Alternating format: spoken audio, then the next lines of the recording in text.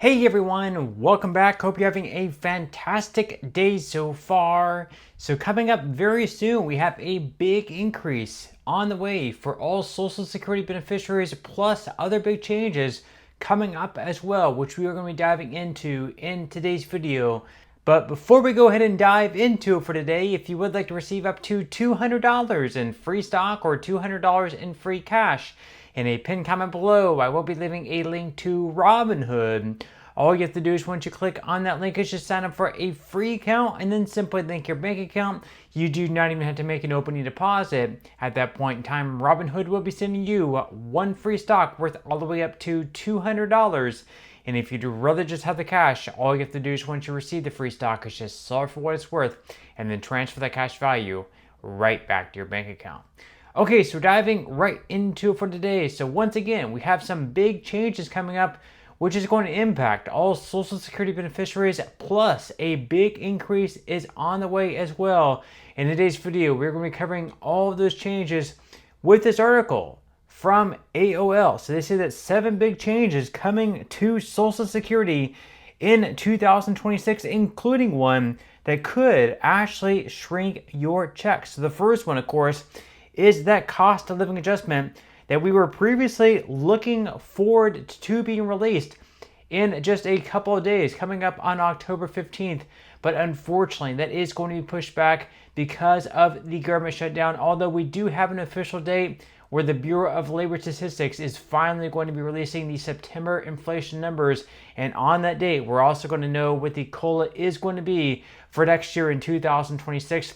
So they say here that the 2026 cost of living adjustment is projected at 2.7%, at least according to the Senior Citizens League, slightly higher than 2025's 2.5% bump, but well below spikes earlier this decade, such as 5.9% in 2022 and 8.7% in 2023.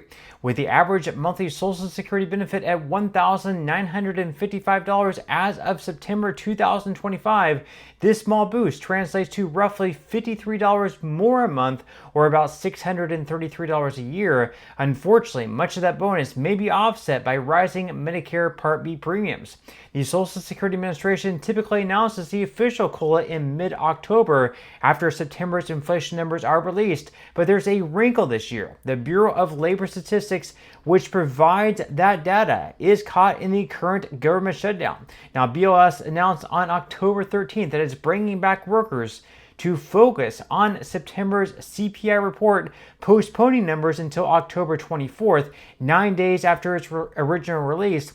While you might have to wait a little longer to hear the announcement, it shouldn't affect your actual raise in January 2026. So we should know the official cost of living adjustment increase on October 24th, barring something else happening that we don't quite know what that might be. But again, October 24th looks like it will be the date in which we know the next raise for all Social Security beneficiaries. Of course, again, it was actually supposed to be on October 15th, so it is going to be postponed about 9 days. But it could have actually been a lot worse, where they might have actually postponed it till maybe the middle of November or even late November if the government remained shut down. Now, the second change coming up is that the full retirement age is going to be officially hitting 67. So starting in 2026, the full retirement age officially changes to 67 for people born in 1960 or later, the final step in a gradual shift that began in the 1980s. It means that if you turn 62 in 2026, you'll need to wait 5 more years to claim your full Social Security benefits. Of course, you can still file at 62, but claiming early permanently reduces how much you'll receive it by as much as 30%. On the flip side, delaying until after your FRA can boost your benefits by 8% a year until the age of 70. So in short, 67 is now the standard retirement age for future retirees, officially closing the decades-long transition from 65, and right now there's actually talks. Maybe they might even raise it even higher, up to 69 or 70. Donald Trump has pledged not to cut benefits and not to raise the full retirement age, but there are some lawmakers in DC right now in Congress who are actually advocating, once again, raising the full retirement age to keep the trust fund solvent for a longer period of time. Now, the third change coming up is that high earners have to pay more in taxes. So this is actually going to affect those still in the workforce and paying taxes and making a lot of money each year. So each year, the government adjusts how much your income is subject to Social Security's 6.2% payroll tax. In 2025, that wage cap sits at $176,100. For 2026, it is projected to climb to roughly $183,600, $7,500 more than last year. It means that higher income workers could pay up to $465 more in Social Security tax. And since employers match that contribution, the combined hit could reach to about $930. And there are also some lawmakers who want to lift that cap, so earnings above $250,000 per year also get taxed, or maybe there's no cap at all where all income gets taxed. That would make it so someone who earns $1 million per year pays taxes into the Social Security Trust Fund, the FICA tax, on the entire $1 million and not like the first $180,000 that they earn.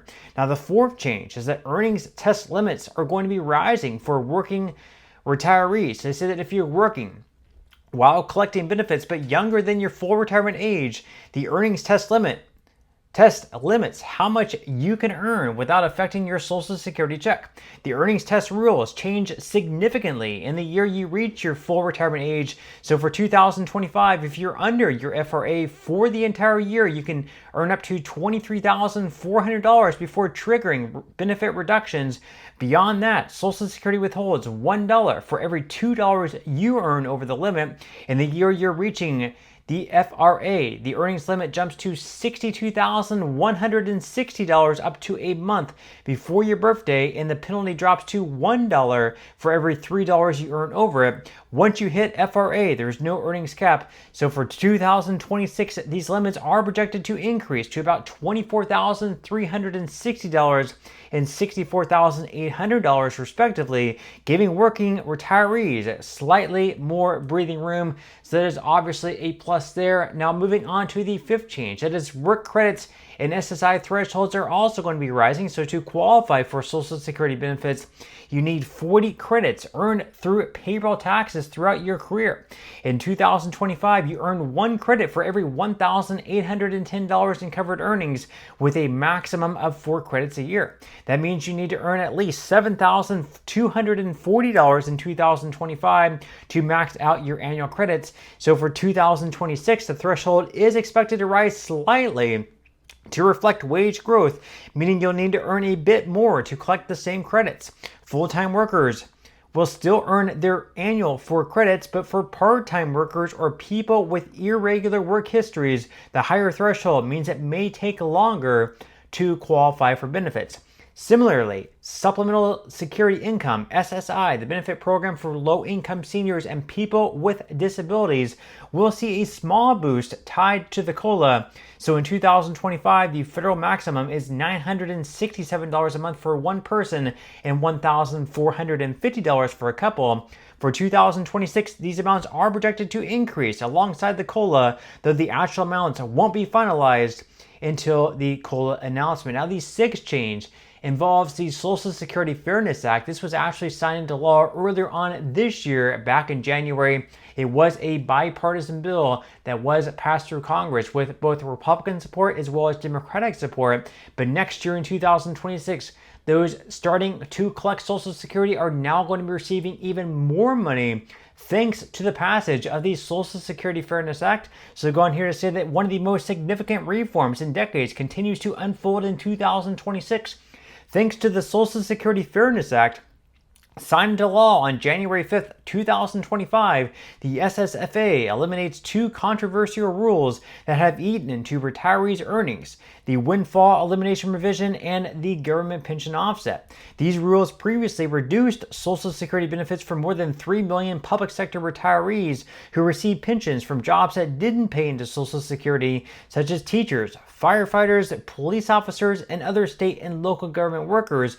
With their repeal now in effect, many retirees are receiving their full Social Security benefit for the first time, often seeing significant increases in their monthly checks. Now, moving on to the last change that is going to be taking effect in 2026, that is the long-term funding crisis that continues to loom. So despite these changes, Social Security faces a serious funding challenge. According to SSA's 2025 Trustees Report, the combined old age and survivors insurance and disability insurance trust funds are projected to be depleted by 2034. At that time, incoming payroll taxes would cover only about 80% of scheduled benefits, meaning cuts of roughly 20% unless Congress acts.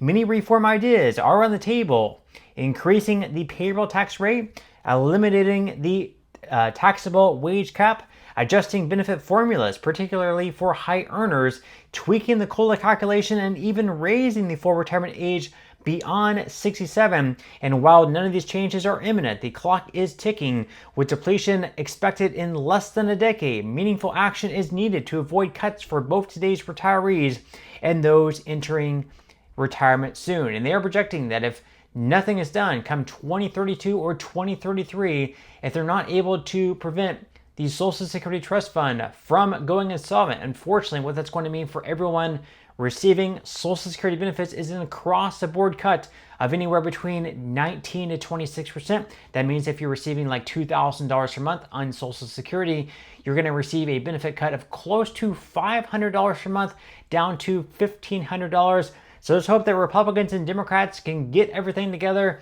come up with a good plan, and pass it through Congress without affecting benefits, without reducing benefits or anything like that. But with that said, leave your thoughts and comments below. Out of all these changes, what is your favorite one? What are some other changes you would like to see take place within Social Security in the coming years? Leave your thoughts and comments below. But that's all we have for today's video, and I will see you in the next one.